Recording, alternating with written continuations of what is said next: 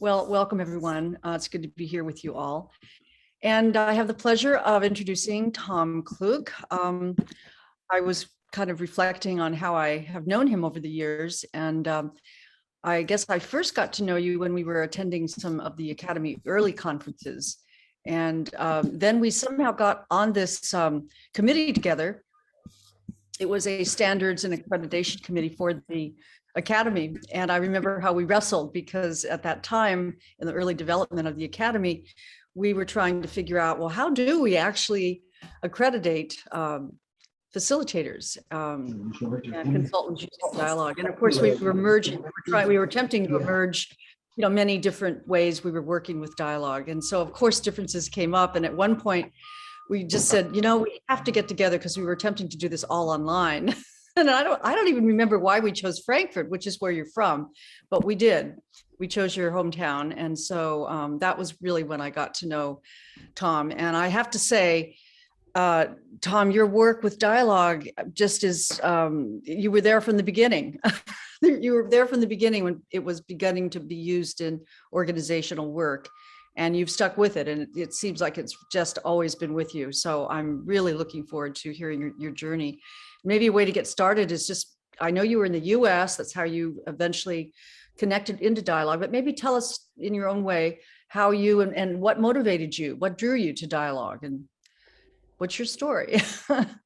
Yeah, thank you, Linda and Nancy. How did I get to dialogue? Basically, that was when I was working in the HR department at Continental in Germany, the automotive system provider in Germany. And we had the idea to do something with learning organizations at these times. That was 1905, 1906, last century. My colleague and I, we were very enthusiastic about this to do learning organizations in an HR department of an international corporation. But our boss, he went away and he didn't like that idea any further. So he didn't implement it, but it still stayed with me. So after some time, when I was sent as a foreign assignment person to the US, then I said, now I'm in the US and now I can learn that all from the originators. And so I went to Peter Senge and learned about learning organization and did some other courses. And then I thought, how can I concentrate? On which discipline of the 5 disciplines should I concentrate? And that was team learning, and that was dialogue. So I did some research and found out that there is a beginner's course, the art of dialogue. And so I went there, and Peter Garrett held this 3-day course in the US. And after I did this, I said, that is exactly what I want to do. So I signed up for the LCI course. That was in 2002, 2003. And basically, most of these courses had been in Maine. So the group here, I've heard you are located in Maine. So I went there for our courses, and it was a wonderful place in some kind of a harbor north of Maine, and I really liked that, and we did our courses there. So this is how I got to dialogue, basically through learning organizations. And then were you able to take that back to your original boss and implement? Well, I was in a different department by then,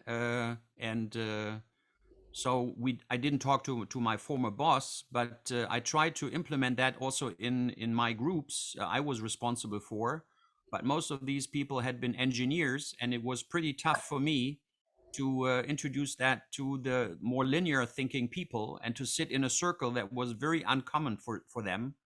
So my efforts didn't really have any success. So I said, maybe I have to go to different environments in order to work with dialogues, and not in an automotive company that is more concentrated on efficiency and getting things done, and not to so much of reflection. Yeah. And that was the reason I also left Continental after 10 years and went back to a consultancy company. Gotcha. Well, before we leave your story, what quality about dialogue most attracted you to it? What was it in the team learning environment that really grabbed your attention? Well, what I think was the most important for David Bohm was the topic to overcome fragmentation. And that also really caught me I'm pretty much in sync with him that this is one of the core problems we're facing right now, that there's so much fragmentation wherever you go, within professions, within yourself as a person, within families, within society, within neighborhood, and so on. Wherever you go, there is fragmentation, not only in reality, what you can see, but also in the thinking and the perceiving of people. And I think that is one of the things that can be overcome by dialogue. And that was the most important thing, but also the other techniques, the different frameworks we had. It was not only dialogue we learned in this LCI course, but also some consulting approaches, some concepts, how to deal with teams in change processes. And that was also more and more the topic I went to. So I'm concentrating on transformation work and leadership and innovation, basically. And so dialogue, in my eyes, can really help to get there and to do some profound work in these areas. Yes, it can. Yeah.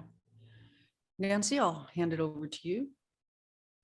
So one of the questions that really kind of troubles me a little bit is whether or not organizations are prepared to accept dialogue. And so, Tom, you've had some experience in trying to do that and found that at least in the one example you gave us, it didn't work. But how do you think dialogue can it fit into organizations, particularly into hierarchical organizations? Do you have some thought about that? Yes, of course. I think if there are people who are ready to take some time for reflection or to look at the work from a meta perspective and say that is important for our work, then dialogue can work and can do some contribution to the corporate work that needs to be done. But if you just are concentrated on efficiency and get things done and rush through the day without any reflection, then it will be very, very difficult to implement dialogue or to find the time for doing this kind of work, because it takes some time, first of all, to settle down. The check-in can help with this, but this is also sometimes difficult to implement the check-in at the beginning of a meeting. For some, that is a real revolution. For some others, it's a welcome way to sit down and to relax and to really arrive in the meeting, to start with it. If you have these conditions, then dialogue can be useful and can also do some good things. But if you're just rushing through from one meeting to the other, in particular now in these online meetings, it is pretty hard to work with dialogue. Yeah. It would seem like dialogue is a way to cause reflection, to introduce reflection. But I'm not hearing you say that's likely. I'm hearing you say that they have to already want some kind of reflection before you can come in and be helpful to them. Or do you have to describe it in a different way? I think there needs to be some kind of a readiness or curiosity to do something different from what you used to do in the past. And if that readiness is not there, people won't take time, because in a dialogue, you don't get to a result, to a fixed result, that you have a final decision on something. You first of all try to understand how different perspectives are working together to just scan the environment, the context of your problems you have at hand. And if you take that time, you have better insights. That's what I'm convinced of, and I've also experienced that many times. But if you don't take the time, you just rush to some kind of results without going to a deeper dive into the problem, then you won't find that. So I think it's mutually connected. On the one hand, the preparedness, the readiness to go into dialogue, to slow down and to try to understand different perspectives on the one hand, and the dialogue technology or approach, and also the dialogue mindset. And this mindset needs to be at least with some people in the group. Otherwise, if they don't have that or don't have an idea of this, it will be hard to click with people. Sarah, finish this. Yeah, but give Darcy a treat because she can't. No, Sandra, you might want to turn your mute off or your mute button on. Sure. Actually, Just to hold. girl county. Good girl, yes. Good girl. Nancy, maybe you can turn her. I think everyone is muted. Now she is. Yes. Yeah, Okay. she's It was good a now. dog that needed to have a treat, I think. Something going on there. We all need So that that- from time to time.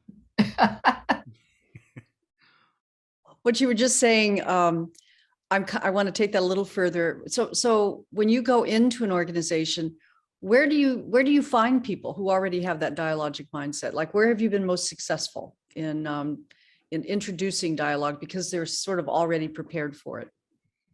Is it a kind of industry, or is it a type of leader, or? You can find that everywhere. I was working in the developmental area where GIZ, what is that? USAID like organizations that work in the international developmental area. You find people there who are open for dialogue and really interested in that. You also find that in corporates, also in small and medium-sized companies, in family-owned companies. I think that is the majority. If still the owner, the family owners are there, usually they have some kind of a dialogic approach. In many cases, at least in the German family-owned businesses. And I'm currently working for a trade company. Their founder has called or has coined the culture, the corporate culture, as a dialogic culture, similar to the VEDOC culture, I must say. So they have that mindset, and they also acquire people. They hire people who are in that direction. They work in that direction. They also cooperate in their teams like this. So it's really great to work with them, because the mindset, most of the time, you don't have to develop that. It is there, and then you can work on this. Now, also, what I'm doing currently there is to help to implement agile leadership. And for me, dialogue is the foundation of doing agile leadership, or having these agile approaches, because you have to have conversations about your values, your approaches, how you work together. You have large transparency in these specific teams. So dialogue can really help to get closer to the people and to understand each other, in order to also create some trust in the work, that others can take their work and take the leadership for certain aspects. And you trust much more than in a hierarchical company, as far as I have experienced that. So you will find it in different industries.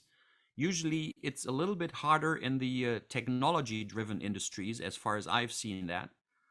IT and also machinery and machine creating companies where engineers are there. Sometimes it's harder to overcome the linear thinking they have learned during their studies, and to go into the human side of the business. In particular, the younger, usually they have a little bit difficulty with this, but if people have some experience with leadership and they get older, they also see the other aspects besides the engineering they have experienced or they have studied before. I'm also wondering if there's some cultural differences. I know Europe tends to have more of a common ground culture, more of a socialized culture than we do in the US. Our US culture tends to be so individualistic. So I'm wondering if that makes somewhat of a difference in your experience. I think it does. I think America is pretty much individualistic. Europe is somewhere in the middle, and Asia is more collectivistic. And Africa, you have both, but also a little bit more collective culture. And I think that helps to also work with dialogue. But on the other hand, you also have in some Asian cultures, and they're different. It's not one Asian culture. They also have some kind of a hierarchy in their cultures. And then it's not always that openness that you require in an open dialogue. So people are looking, what is the boss, or who is the eldest in our group, and what is he or her she saying, and then they try to follow, and not to contradict, or to provide a different perspective that might make them losing their face or so. That is an important thing, as I've seen it in China, for instance. So you have to be you have to be careful how open you can make a dialogue, or how open you can try to hold it, because sometimes it's not according to the culture they have socialized in. Have been Yes, socialized in. I would imagine you'd work with the leader in that case, give them some special That's right. coaching. They give it, they provide the tone of the dialogue, and sometimes it goes in that direction. But a very open thing, that every individual in that group would speak from their heart or from their mind, speak their personality to let things through their own voice. That is not always given, so you have to prepare quite some time. And usually I didn't have the time for that, because when I went there, that was just for some lectures at university. You have the chance to do a little bit of an approach, and to try to introduce into dialogue. But to be honest, it wasn't a real dialogue like we all would think that should work. And that's difficult, or at least it needs to have some longer preparation, as far as I've seen it. I'd like to get together with you. Glenn and I are doing some training in China, so I can tell I can benefit from talking to you further. Yeah. So I'm wondering that, Tom, when you introduced, or when you start to talk to a group in an organization about dialogue, I mean, we know that the four sort of practices, the voice and respect and so forth, suspension.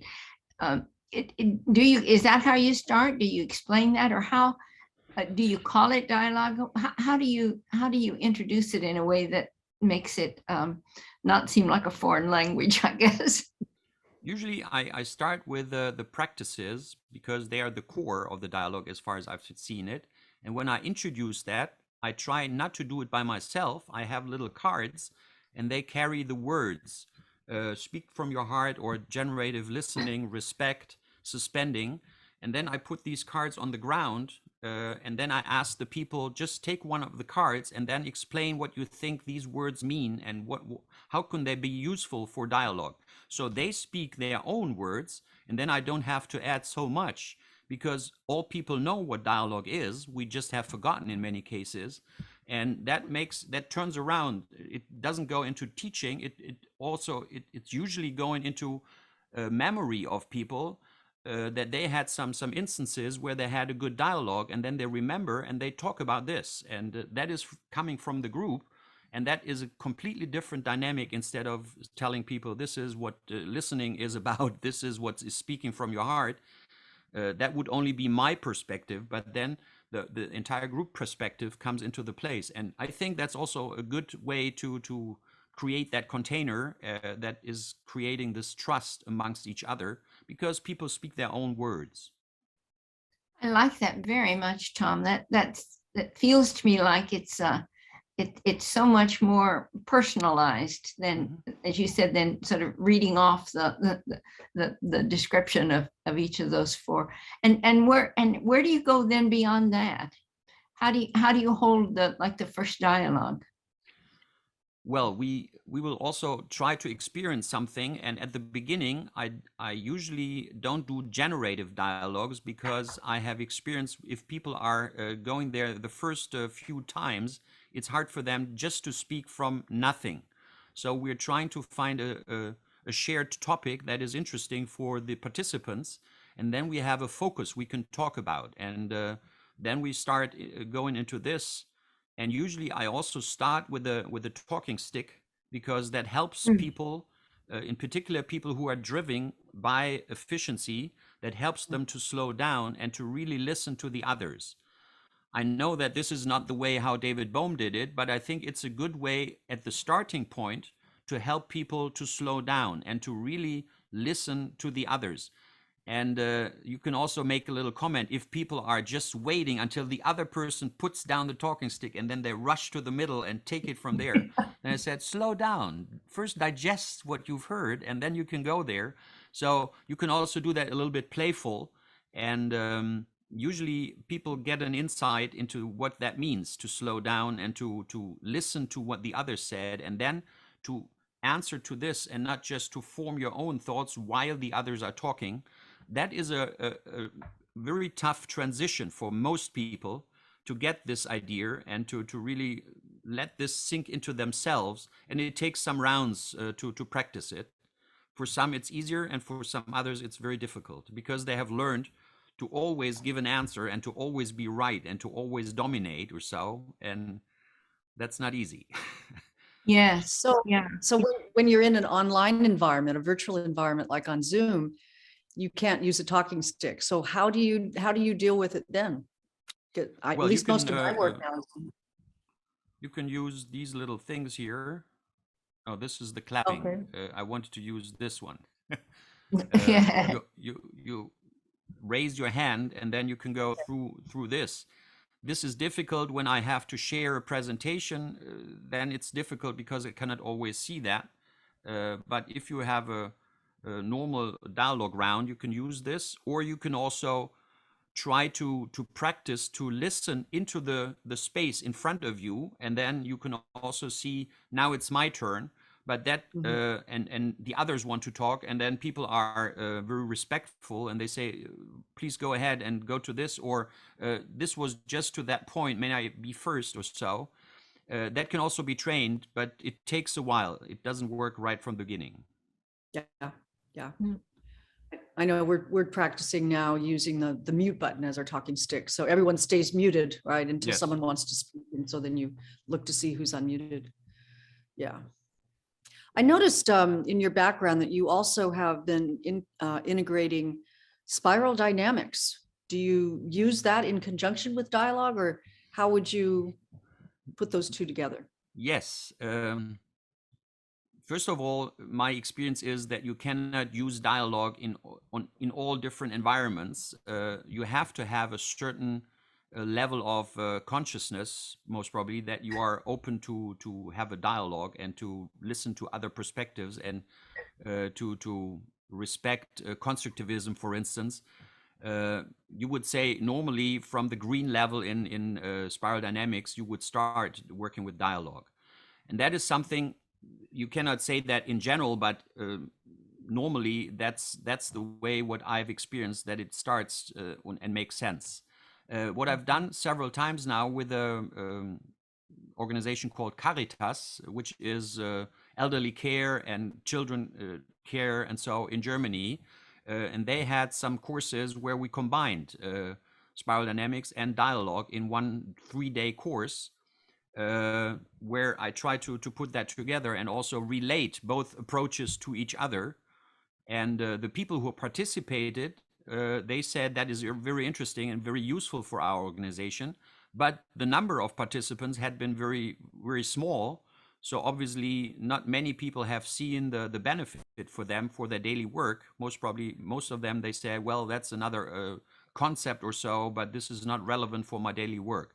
That's my assumption. Because the organization is huge, is one of the biggest employers in Germany, but we had 8 to 12 participants in the group, and the last one we had to cancel because there were not enough participants who signed on.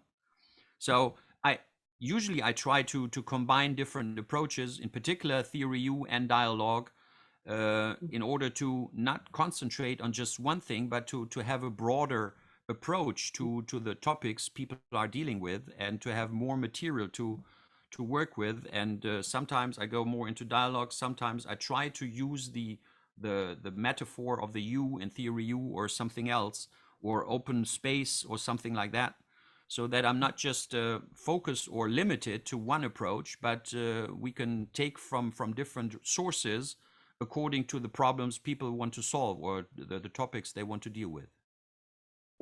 And how do you combine? How do you see the relationship between theory U and dialogue? Is dialogue at some particular point in the U, or how does that fit together for you? Well, Otto Schama and there was another gentleman.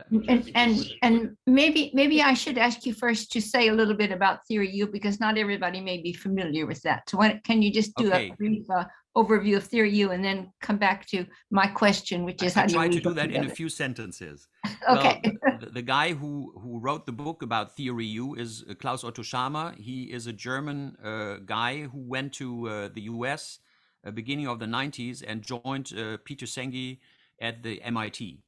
And what Otto did, he interviewed about 150 people around the world, scientists, artists, managers, consultants, all different kind of people. And the guiding question he had for them is, how does the new get into the world? The new that you really want to create in your profession, in your professional work. And then they described to him how they do it personally and what actually they do in order to really get to the new and not just to something else which just has a different name. And out of these 150 interviews, he tried to get the juice out of it and to find a pattern, how all these results and the answers of these people came together. And he found out that people go through some kind of a process that has a similar shape like the U. You go from the conscious part, from what you know already and where you download, then you sink into more and more into your own experience, then into different experiences.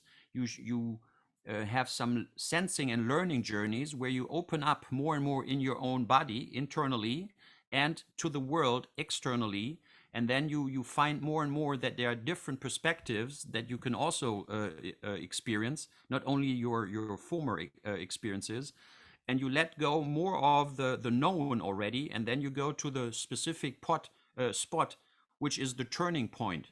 And that is the turning point he also calls the metanoia point, where you turn around and go into a different reality. And he also calls that the presencing point, where you put the best future that you can think of. You try to get this future into the presence, into the current situation, and then you try to work into this future from what you have known and got to know at this turning point. And then the next process is similar to the design thinking process, opening up and focusing, opening up and focusing until you implement something into the world where you bring something new into the world. But from your own sources, you go down to your own consciousness, to your own sources, to your connection with the world, basically.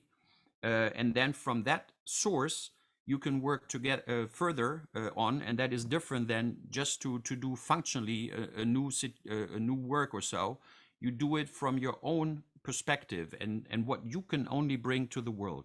That's basically, in a few sentences, how I understand Theory U. And of course, there is dialogue with other people, and there's also a lot of dialogue within yourself, with the different parts in yourself, which also helps to understand the different perspectives you're carrying in your own personality. And through this increasing understanding, you get a broader view on yourself and on your relationship to the world. And then you can do different things than you could do if you just do it mechanically. That's why I like to combine these two approaches. That's very helpful. Let me move us to something I know you're interested in, and that's this idea of relational ecosystems. And I want to just read a little something that you wrote in your paper that said, I consider regional ecosystems as the nucleus for social transformation work, where you bring together different stakeholders of a region in order to design your own region the way it should be. So why, Tom, for you, are regional ecosystems the nucleus? Why are you now thinking about focusing? I know you haven't totally gone there, right? But that's where your focus is. That's true. Well, I'm looking at what is going on in the world. I'm looking at what politics are providing to us and politicians are trying to do. And I come to the conclusion that in many cases, they're not really working for what we need to have and what we want and what is really needed in making our world alive, so to say. So I think we need to have an approach where we as citizens can take the power back to ourselves and can create and design our environment in a way that how we want to have it. And that is just following the questions: how do we want to live in future? How do we want to work? How do we want to learn? And at the end, how do we want to be, basically? And to answer these questions, I think the political parties don't have the best answers for us. We can only do it by ourselves. And that's also the core democratic approach, that we're putting together all our efforts and all our experiences and our knowledge in a region which is more or less the medium level, where we have everything we need to have all together, and then we can create this environment, so to say, our home base, in a way we want to have it. And for this, we also need dialogue, because different people have different understandings how this environment should look like. So we need to have a conversation. And through this conversation with the different people, but also within and between the different institutions and initiatives we have in our regions, we will become aware how many different perspectives are there, and how can we, and the question then is, how can we put that together, that we all think this is the way how we want to work, to live together. At the end, that is some kind of a re-democratizing, to take a little bit back the power that we gave to parties or to governments or whoever is taking that, that we can just do it by ourselves. And I think we need Yes. to bring together these different fragments that we have created over the decades. The institutions, they are now fragmented, and they're more or less in a very stiff way, and they're not agile enough that they can give answers to the current problems. It takes forever, and that should not be the case. I think we need to be a little bit faster there. I'm assuming you're talking about climate, right? As a way to kind That's of one combat. aspect. Climate is one aspect. Also, peace is another aspect. Education is a huge aspect. How do we educate kids? How can we make sure that they still keep their curiosity for themselves, like they are born, and we don't take it away because they just try to put some massive knowledge into them they cannot make any sense of, and then this is not, for me, it's not education. It is just taking them away from their human being. So I would more or less, I would prefer to have a word like education, that we help them to draw into themselves and then find out what is their relationship to all the knowledge around. But education takes them out of themselves and draws them out of their personality in one way or the other. So I'm kind of curious, where have you been most successful in that arena? And I'm also curious, are you doing kind of topical dialogues then regionally, or do you make it larger? Do you just come together regionally and have a dialogue about what's important at this moment? Well, there are different initiatives going on, and the next thing I'm participating in, and I do that free of charge, because they don't have, usually they don't have money for people who do this kind of work. There is a so-called Tomorrow-thon in a neighboring city close to us, and this Tomorrow-thon, which is a hackathon on doing things for tomorrow in your own city, to design your own city in a certain way. And there are different topics people want to work on. There are sponsors for these topics and different spaces where you can work on. And it will be from Friday evening to Sunday afternoon, 2.5 days hackathon on designing your own space in that city. So most probably I will facilitate a topic that is economy, which is sponsored from two very engaged local workers. One was a priest in the past, and the other is a teacher, and they work together and they try to help people in this environment not to waste any goods, but to recycle them and to go into some kind of a circular economy. They start with books. You don't throw away the books, but you find different other people who can read the books. They have a repair cafe that you can come with your radio or with your bicycle. You go there, and then there are people who can help you to repair that. So you don't throw it away. in that society, what we have created meanwhile, you just repair that.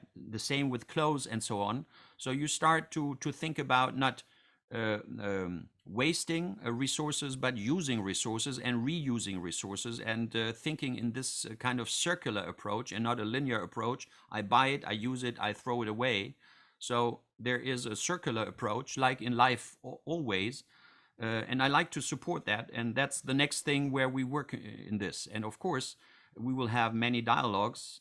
I will try to approach this project with a theory U concept, that we also help people to go out of their known environment and look into different other environments, like some sensing journeys, to discover what else is there, and then to have a dialogue amongst the groups and within themselves with some guiding questions.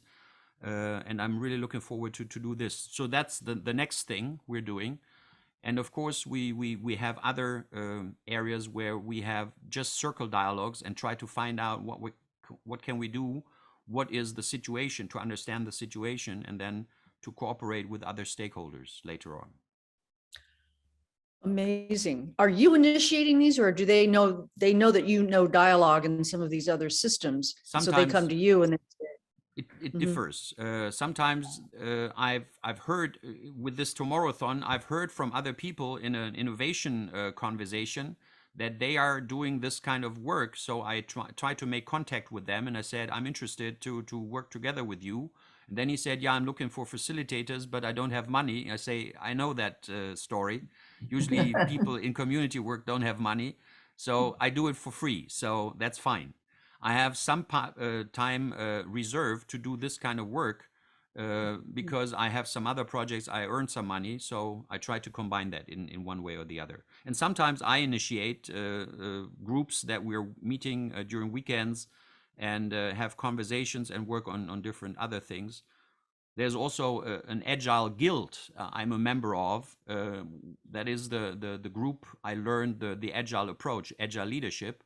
And we will have a meeting in May in the Frankfurt area. Lucky for me, most of these people come from Frankfurt, from Hamburg and other parts of Germany. We're meeting in Frankfurt, and there will also be one group that is dealing with the regional systems. And we try to find out what can we do as the Agile people who facilitate these kind of approaches and leadership courses.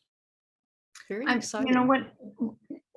As you talked, I was reminded of the interview we did last month with Saskia and Martin in the Netherlands, in which they were bringing groups together to talk about their experience with COVID and what needs to happen next around COVID. And it's that same idea of can we bring people together to think themselves, and in the case of Saskia and Martin, it was the government that requested that they collect that information through these dialogue groups. But I'm hearing that it's not the government in where what you're doing in Germany. But I just wonder if there's a growing movement of people around the world who are meeting together in, whether they call it dialogue or not, that are meeting together just to try to think together, how should we proceed? I wonder if is that a phenomenon that sounds familiar at all? Yes, I see that a lot in Germany, but not only there. If you just look at the learning hubs that Otto Scharmer created with his Theory U approach and the Gaia projects and so, you have these kind of hubs all over the world, more than 500 as far as I remember. And you have so many different initiatives that are working for getting a better world or whatever, being together in a more friendly way and so. So there's so many things going on. But my impression is they're all isolated. They're all for themselves, or most of them, they're for themselves. But the cooperation between the different approaches, that is not as it should be. And therefore, we don't have the societal power to also tell government, this is how we want to create things, and this is how we really want to have it. This power is not there. This is more or less by the interest groups that have some very particular wishes for governments to do what they want to have. from either an industry group, representatives of automotives and some or chemical industry or whatever, who are very powerful, pharmaceutical industry, who are very powerful, but society as such, I think they don't have this kind of representative group or pressure group, however you want to call that. And I think we need to get there, that these different initiatives come together and link with each other, and then go back to governments and tell them this is what we really want, and this is not a particular interest of a certain group, but this is more or less the general interest of the citizens in this country. Well knowing that this is very hard to put together because there are different interests also between the citizens, but somehow I think the way goes in that direction. Yeah, And also, let me just, if I can, mention that Mino is on the this call today, and she, through the Academy, is bringing together people in different countries in different parts of the world that are interested in peacekeeping, and that in fact have formed groups around peacekeeping. And so that's that kind of idea of bringing those disparate groups together. I just wonder if the Academy couldn't serve as the place where such groups could come together, because I think you're right, Tom, they need to talk with each other. Could I just unmute Mino? Maybe Mino could unmute herself and she could say a word or two. I know we're getting close to breakout groups, but could you say a word or two, Mino? Yeah, thank you, Nancy. That is our efforts through the Academy are a very tiny piece. And I love your idea of how we interconnect globally. And I'm always searching for forums that could do that. Unfortunately, with the Academy and our membership structure, that limits us, right? So somebody has to be a member to really connect and help each other out, communicate with each other, share papers.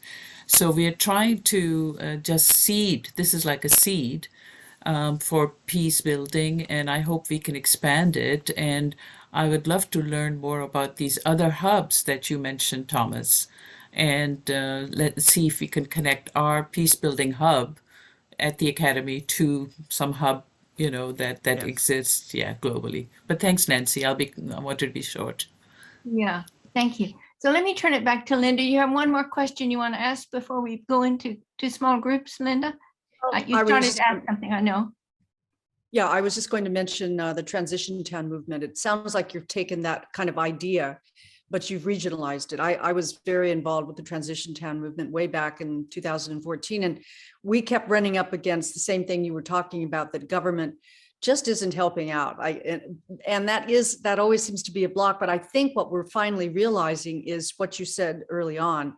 We have to realize that in a way, citizens have to sort of re-governance ourselves. We can't expect help for climate or for making our lifestyles different unless we're willing to, kind of roll up our sleeves and get in there and do the hard work of connecting, which is really what David Bohm's original premise was. So I'm really happy to be hearing what you're doing. And thank you, Mino, for talking about what the Academy is trying to do. I'm doing a little something through a group called the Climate Dialogue and Action Group. We're holding some forums and actually modeling dialogue to the public as a way to help seed that we can, as citizens, actually start dialogue anywhere where we are in our communities, so that, we're not, again, waiting for things. So Exactly. I'm, And there are also many SDG groups, sustainable development groups in different communities. And now there is the other movement that you also have internal development groups,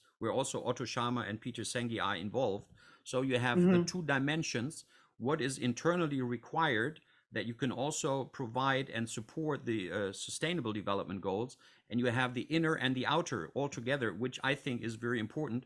Basically, that's the integral approach, the individual, collective, and the inner and the outer, and that all together, that is overcoming fragmentation in one way or the other. one way or another, dialogue can really sit right at the center of that. Exactly. Wonderful. Well, So probably I'm going to move people into groups.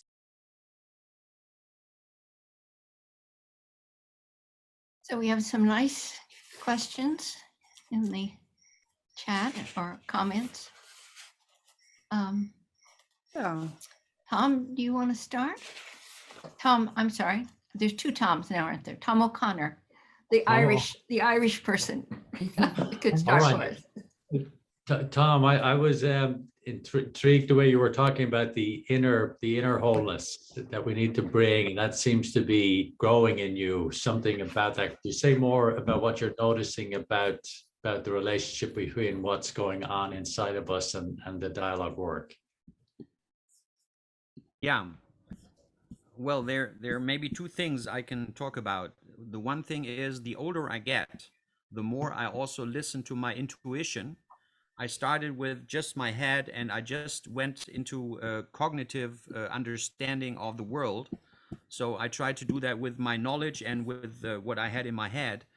And the older I get, the more I also try to listen to my body and to my experience that is not conscious to me, but that sends me some kind of signals.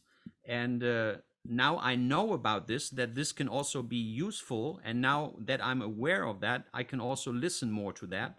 And so it becomes more or less a holistic approach, that I don't stop thinking about things and to make sense of things, but I also listen to what is my body telling me, and how are my feelings that are going on, and how can I make sense of all these different sensations, because they seem to be different languages in myself that try to talk together and try to make sense of the same phenomenon outside of myself, and maybe even as a mirror inside in myself from what is perceived outside. And maybe there's even a very close interconnection, how I see that. So that's one thing. Or to explain that a little bit more conceptual, like I said in with the theory U, that goes through this U and through this process. First of all, it opens up the mind level, which is your head. Then it opens up the heart level, which is your feeling, your perceiving what is really valuable to you. And then it opens up the will space in yourself. What is really that you want to bring into the world? What is it that really drives you? What is your motivation? What is your intention? So all these three different rooms, they will be opened up. And I think they're also interrelated. You first have to, or most people in the Western world, they go through the mind, then to the heart, then to the will. Most probably that is a little bit different in Africa or in Asia. Yeah, I could imagine, but I don't know exactly. And then you get more and more of your own space that is available to you, and that opens up the wholeness inside. And then you can also approach the wholeness outside, and you can try to relate both of that. This is how I would explain. Lovely. Thank you, Tom. Nice. Thank you. You're Lloyd, welcome. I think your question is quite related. Why don't you go ahead and ask Tom your question? I wrote it, this is related after seeing Tom's question, and that's Otto Scharmer is very clear on the necessity of a spiritual dimension in any meaningful systemic change. And how has this shown up in your work, Tom? I know language around the spiritual dimension is very fraught. So I would just welcome your experiences. I agree 100% with Otto. I also see that this way. And I think church has done not a good job in that, because they have made people think that church is spiritual. And if you don't like church and what they're doing, you can wipe out the spiritual dimension. That is my experience so far. So people say, I don't like what churches are doing, so I can skip the spiritual dimension. I don't want to talk and think about that. And I think that is a big mistake, because we are all related to the entire world, and also to other dimensions that are not just easily caught by our mind, by our will, by our feelings, and so on. So I think to rediscover this relationship is also something we can do by dialogue, because then we can discover that many people have an urge or a longing for being together also on a spiritual level, but they are not open enough to share that with others because they're afraid they will be laughed at in one way or the other, or you are so much backward or so old-fashioned because you think in spiritual dimensions. That's my feeling sometimes. But if you're opening up for this, people will discover that they have the same longing one way or the other. And I think if we create spaces that this is possible and that people can have an exchange on this, they will see more and more how they are on the same level, or they are connected also on that spiritual level, that they would feel a little bit freer in a way, or in one way or the other. I'm remembering as you were talking, Tom, an article that was written by a man whose last name is Bird, but the title of the article was "The Moral Muteness of Managers." And what the article said was that people in organizations often have a spiritual or a moral reason for what they do, but they feel they should not say it that way. So they change what they say into saying this would make us more profitable, or this would make us more, able to keep our employees and so forth. And so they change their language to make it not moral or spiritual. Right. They're relabeling one way or the They other. relabel, Yes. yeah, because as you said, they feel that it's inappropriate. Yes, and I think there are also some kind of taboos in organizations, also in cultures. When I came to the US, people told me, don't talk too much about politics and religion. That could be dangerous in the US. So I try to follow this advice, but in some instances, we got into a conversation, and then I realized that people also are interested in these topics, but obviously it seems to be common sense that you keep that out because it can also create some trouble. And maybe these kind of taboos are also in organizations and in other environments where you better don't touch that. And I think this is not the way how we are encountering each other in an authentic way, because they're all elements that are part of ourselves. And if we leave out some of these elements, then we're leaving out part of ourselves, and we are not coming across as the full and whole human beings as we are, with all the faults and with all the fallbacks and with all the mistakes and so. But that's how we are. Yeah. I noticed, Mino, you put something in the chat on the same subject. She recommends a book by Chris Laszlo and Fred Zhao, Quantum Leadership, talking about Chinese spiritual wisdom. And I just listened to something just yesterday by the woman, Jill Bolte Taylor, My Stroke of Insight. She literally had a stroke on her left side where she couldn't use any of her left brain at all. She's also a neuroscientist. So she was then able to understand, that there's these parts in our brain, and generally speaking, in our Western culture, we're only using the left side of the brain, not the right side, which is where the wisdom and the spiritual dimension comes from. So I think we're proving scientifically that what you're saying, Tom, is right on, but it's not in the general culture yet, unfortunately. And Stephanie, it sounds like your group had an interesting question, sort of going back to this hierarchical organization. Can you unmute yourself and say a little bit more about your question? Hopefully I can unmute ourselves. So I was thinking in terms of, and I'm hoping that Jenny, Sharon, and Tom, and Gwen understand the question a little bit as well, is when we're coming from this large hierarchical organization of the Department of Corrections for an entire state. So how would you reduce the resistance to a dialogic cultural shift?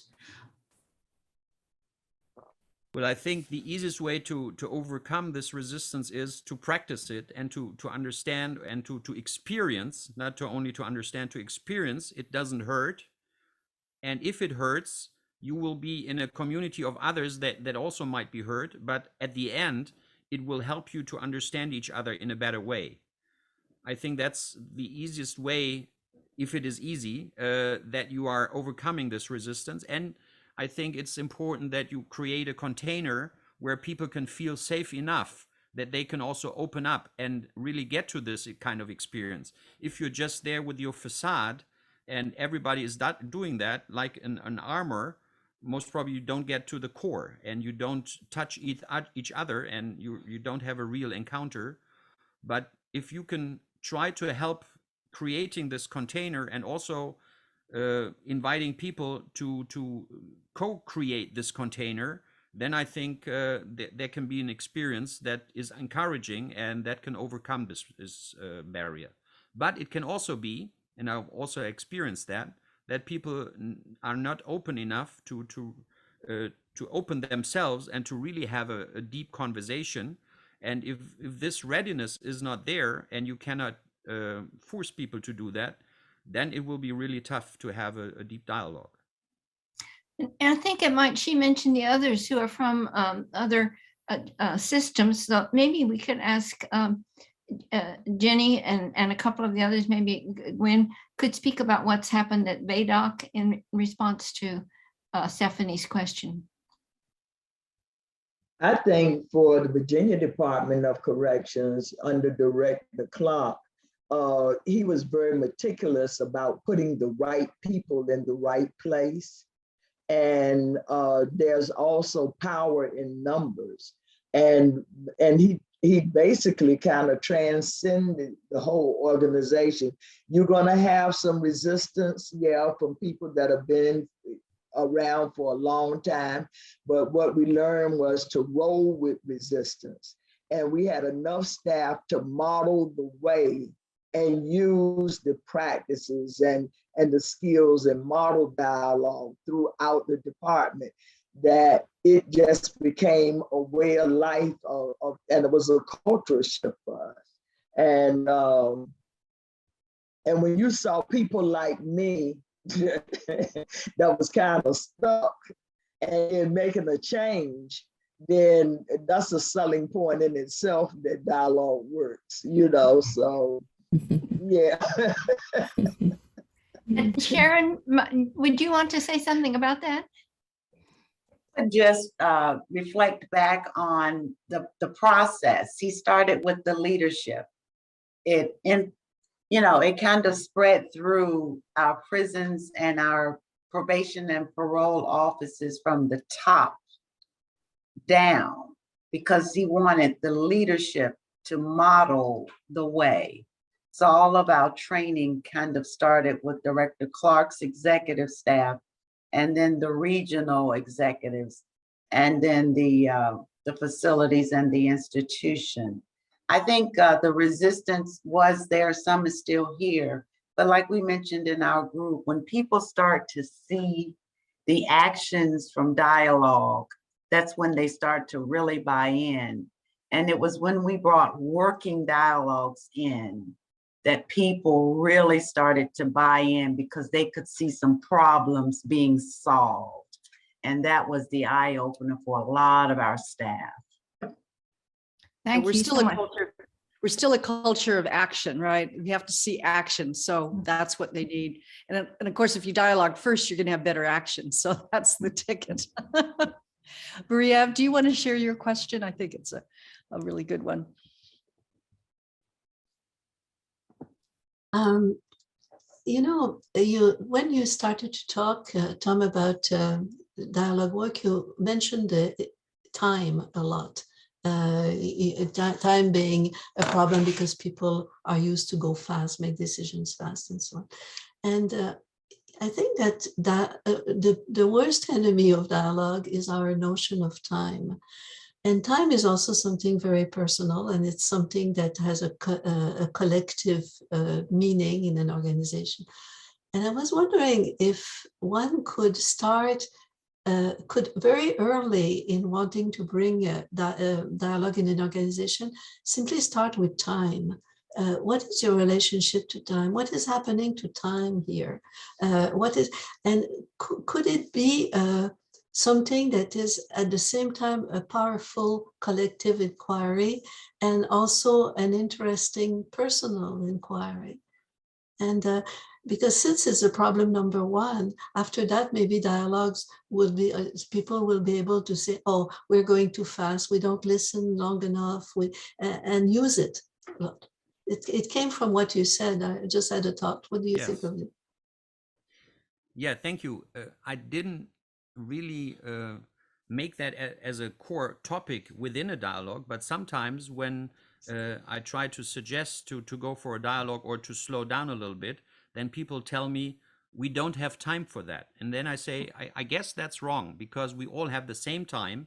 The question is, how do we use our time that we have available? It's a question of priorities. You might have time for this kind of meeting or the 20 meetings you have during a week, but you don't find time for reflection or so.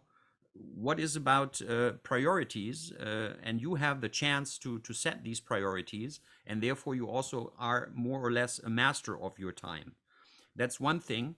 But the other thing is, I think that's part of the corporate cultures, that time and efficiency is so much ingrained in people that they all have to be efficient in a surface way, not in a deeper way, but efficient and not effective, like Peter Drucker makes that differentiation.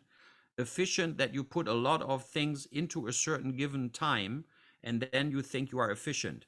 But my suggestion is to have some more reflection, or to think together for a certain period of time, and then you can realize that you can leave out quite a few of these meetings or quite a few of activities.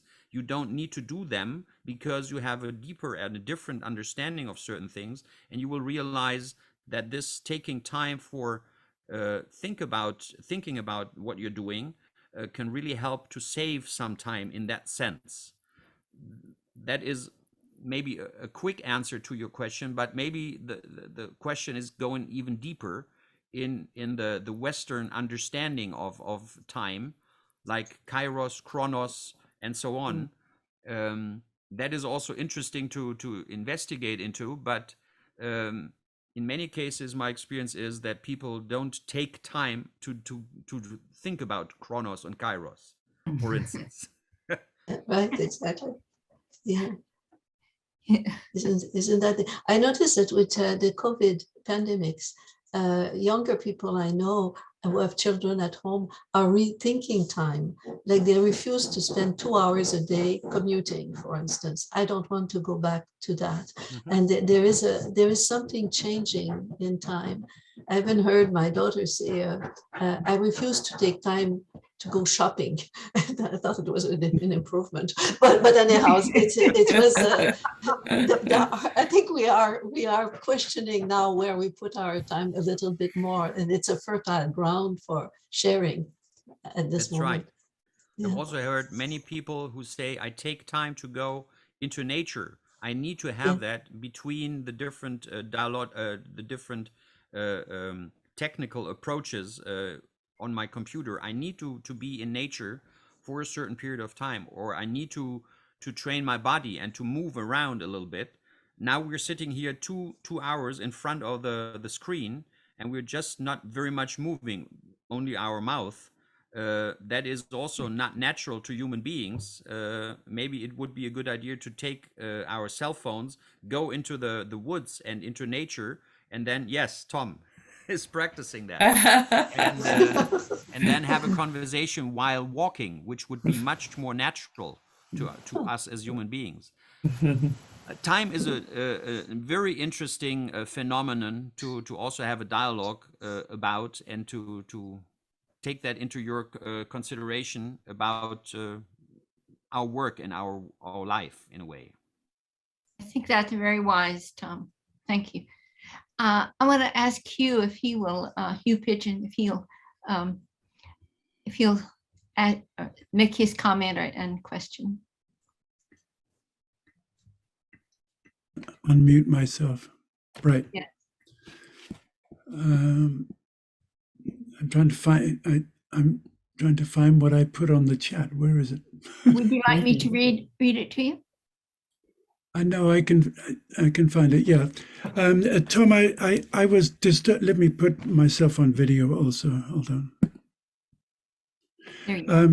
Tom, I was disturbed a little bit by a very simple statement you made that you can't use dialogue in all circumstances. And I thought, well, you know, would Mahatma Gandhi have said you can't use nonviolence in all circumstances? Would the Dalai Lama say you can't use compassion in all circumstances? I think the answer is to the last one is yes, you can. And I think when we reduce dialogue to something that you use in certain circumstances, we haven't embraced the essence of what David Bohm was teaching us. So I was intrigued to ask you the question about David Bohm. You draw upon many sources, many of them from the world of OD, the OD network that I used to know very well. Peter Senge, Bill Isaacs, and all of them, they put together what is now called Bohmian dialogue in his name. And I wondered if there's anything of what Lee Nichol called the essential David Bohm that remains as directly informing your work. Would you say, is there anything left of David Bohm that is at the heart of what you are doing? Yeah, there had been different comments, and I would agree with you that you can approach every situation or every situation with a dialogic mindset. But what I wanted to say is that that there are some situations where it's hard to go into a dialogue as we know it and to take the time for that. That is what I wanted to say, but we can also always approach with a dialogic mindset. Right. So you distinguish between a dialogue, which I take to be a form of conversation, and a dialogic mindset. Yes, definitely. And I would agree that you can always go into situations with a dialogic mindset and try to understand mutually what the situation is about, and to also put yourself in the feet of the others. That I think you can do, and which is also necessary. I think the mischief comes when the two get separated, and we're left just with the skill base. Yeah. I cannot think of skills without a mindset that always goes together, and your personality as a human being and the way how you are and you perceive the world goes together with how you use any kind of concepts or any tools or something. That is a union in one way or the other. So only using a skill set, that is almost impossible, because you as a human being are using that, and so you also put in some of your personality into the way how you use something. But this seems to be a little bit a philosophical conversation. I like to do that with you, and I don't know whether that it's also fruitful for others. I'm not sure. And you also asked the question with Lee Nichol, the essential David Bohm. Well, just very simply, what for you is the essence of David Bohm that directly informs you, how you are in the world? Is there anything of David Bohm in that, or would you say you're more informed by Otto Scharmer or any of the others that you listed, Peter Senge and so on? Because they also had much to teach. I wonder whether there's anything of David Bohm that is directly informing who you are and how you are. I tried to say at the beginning that one of the basic messages that I got from David Bohm is his intention to overcome fragmentation. Yes. That is something I haven't heard from the others that much, or not that much in the foreground. Also, Otto speaks about that, these separation. But I think the most prominent person who works with this intention is David Bohm. On the other hand, it's hard for me to separate the different influences on myself from the different authors or the different approaches, and to really find out what came from whom, because it's one way or the other all intertwined. And it's hard for me to just go back to the origin. What was this and what was that? What I liked from David Bohm was the basic and the core question in quantum mechanics, how different things are different from relativity theory, and how he had his own approach, and also his questions: how should we change our language in order to be closer to the phenomenon we're talking about? So the Rio mode language, I like that very much, and I've seen that. I haven't seen that from any other people, but it seemed to me so different from the common sense that it couldn't succeed in the broad community. So obviously people didn't go into this, but I like the idea to speak more in verbs than in nouns, because everything is changing all the time from the quantum mechanic perspective.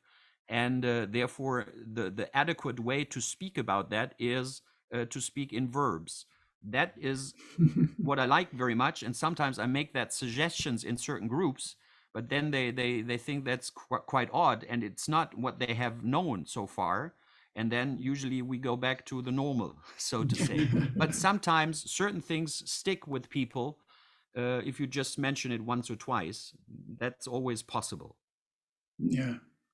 Does that answer your question, or is that? Well, I just had to believe that there was something still there in the infrastructure of your thinking that you could claim was inspired by David Bohm's own teaching.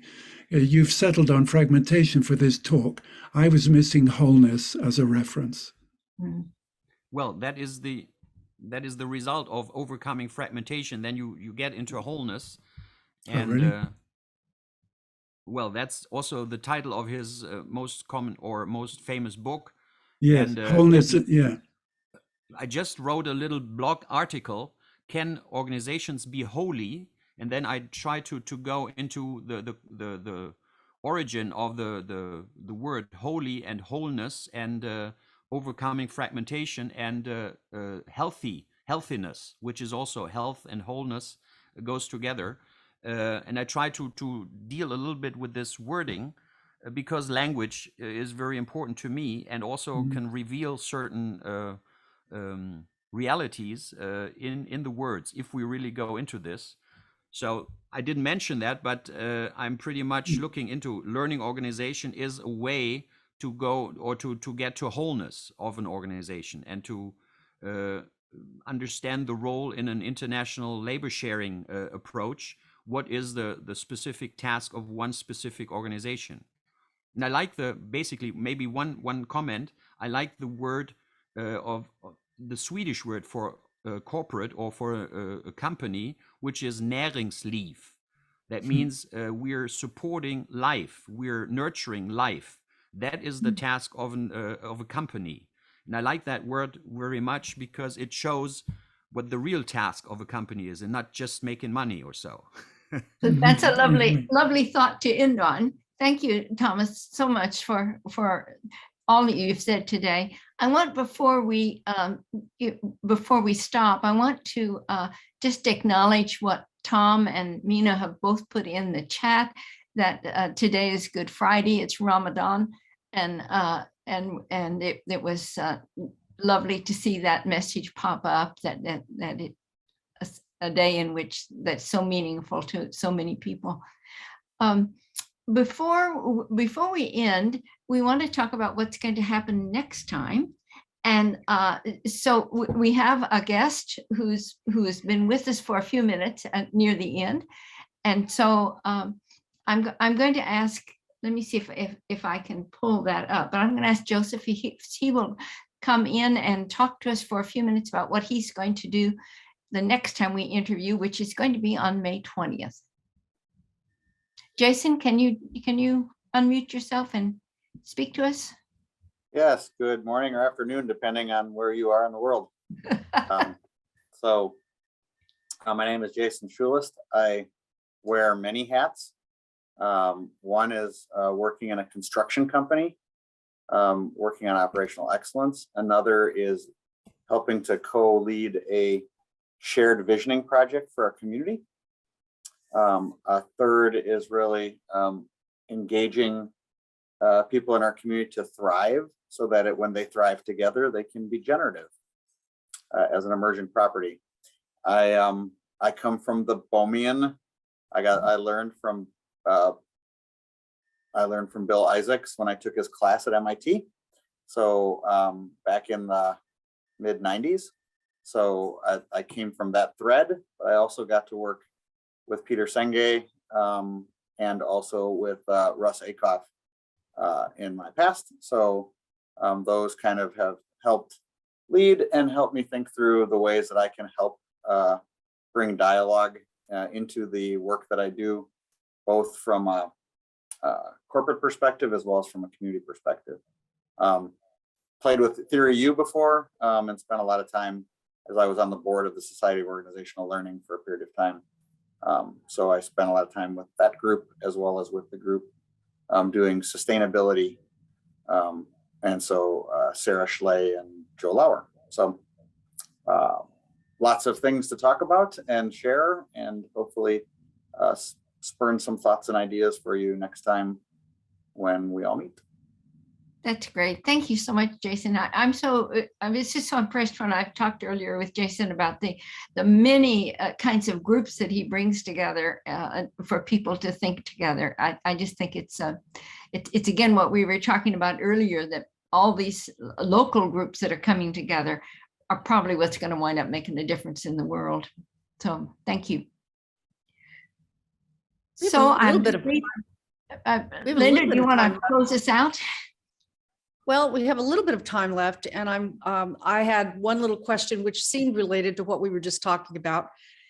Tom, if David Bohm were still alive today, what do you think he'd be thinking about with respect to taking Bohm dialogue into organizations? I mean, that's really where it's being used the most, and yet he was the most fearful of taking it there, right? I mean, it's a speculative question, of course, but it is. And how can I think what David Bohm would think? It's almost impossible. Maybe it's a question for any of us. And then I know, you said there were some things that you talked about with Tom, so maybe we can bring some of those things out too. Yeah. I think one acknowledgement could be that learning goes so slowly and much slower than we need to learn in these days. So I think we need to, in this case, we need to speed up a little bit. And I also see that there is a potential that if we use collective intelligence by using dialogue, our learning could be speeded up much more. But I don't see it in a broad sense. I see some pockets in the world or amongst younger people also where that potential can be observed. But I don't see it in the broad world. And I don't know how that will develop. But I'm hopeful that somehow mankind and womankind will help themselves in a way that sometime we will wake up and then also try to do the right things. I'm just hopeful for that, but I don't know. Yeah, getting it in the schools will be very helpful so that kids start to learn it at an early age. That's And Linda, I just wanted to add that there are, I have several friends who are in the education transformation arena, and that's their hope and promise that as we shift the culture, we have to start, because it's much harder to unlearn the culture that we are all, the Newtonian mindset that we're all, so familiar with. So that's really, I'm looking towards them. While there are people like Chris Laszlo and Fred Sau, like I mentioned, who are working with senior leaders, helping them transform their own mindset and then their organizations. But I think that's so much so promising, the education reform. Yeah, I worked with Fred Sau for nearly 20 years. Wow. Yeah, I know him very well. Yeah. Oh, so have you read that book? Yeah, and I've got a draft copy of it. I've not. He's yet to send me a clean copy. Oh, wow. Well, another time for that. Yes, we'll talk about that. Right. So any other ahas, any other takeaways that people might like to share or questions? Yes, Jason. I think of things like spiral dynamics or Ken Wilber's work of the kind of organic growth and awareness of the world. And at the moment, we have several problems that can't be solved through our typical ways of thinking of solving problems. And so, COVID would be an example, sustainability would be an example. And these are not country issues, these are world issues. And we're still fragmented in many ways. So I would think that if David Bohm was kicking around, it would be thinking about how do we really work on these things that cannot be solved as parts, but need to be solved as wholes. Yeah. Surely with climate change happening. I think for me, the hope comes from small groups of citizens that are coming together, which I know Jason will talk about next time. But I just see, one of the groups I belong to is a group called Braver Angels that brings together the right and the left in the United States. And there are now those groups in every state, and they're holding, meetings, once a week with people. And there are 200 other organizations that are doing something similar. The living room conversations and so forth that are going on. So I think there's a movement happening, and it's and our technological Zoom capability is helping that. It's helping people come together, I think, in small groups. So my hope lies in those small groups that are meeting. I've kind of lost hope in the government. Yeah. Sandra, you shared a wonderful article. I just pulled it up. Do you want to say anything about this whole idea of striving for wholeness as you see it? Oh, thank you. And apologies for before. I'm glad to be back on. My work, which is based on future search principles that Marv Weisbord and I developed in the methodology, is fundamentally about getting the whole system in the room. And the reason most of you don't know about it, except for the people in Virginia, because Harold Clark was one of the courageous leaders, is that most leaders are just way too scared, nervous, whatever, fantasies about getting the diversity of the system together to solve these problems.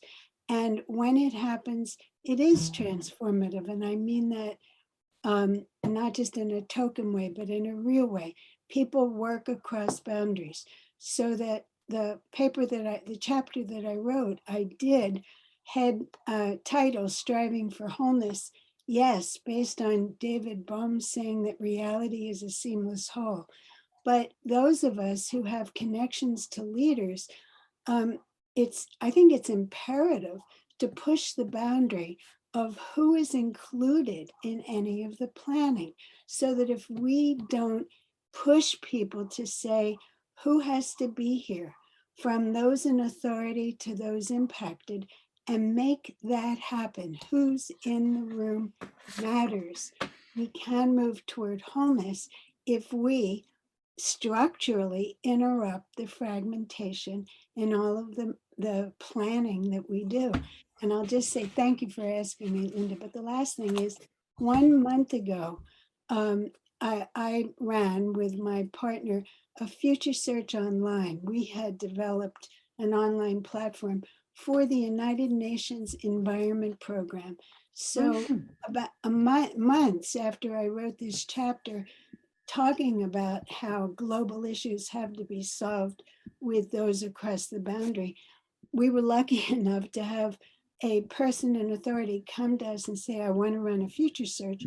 And it was on the environment program agenda. And we had 55 people from 30 countries. And they have embedded working in an integrated way across the boundaries they usually don't cross, even though they all care about the environment. So climate and biodegradation and land land degradation and biodiversity and water and all of these issues, though they're all focused on environmental issues, they don't work together. And this one meeting shifted that, and you talk about mindset, that intention on how we are going to work together. I'm going to stop. Thank you, Linda, for the opportunity. I wasn't going to say anything, but future search, I mean, we've been doing this for 30 years, but no one knows because it's pushing the boundaries you're talking about on the system level, by the way. And I'll say one more thing.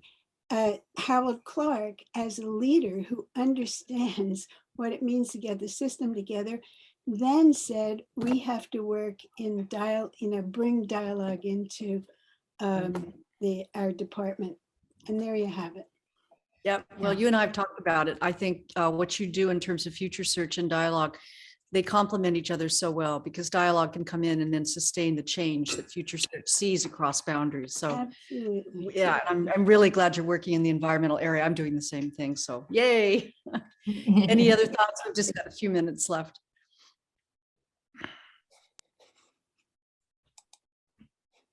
Lots of good ideas here. And I'm very excited to talk to you next time, Jason. I think your work sounds wonderful. Well, if there's not, I think maybe this is a wrap. All right. Thank Thank you you, all. Tom. Thanks very much for sharing your ideas. Thank you. Yeah, It's thanks so great. much, Tom. Thanks to everyone who good, showed Tom. up.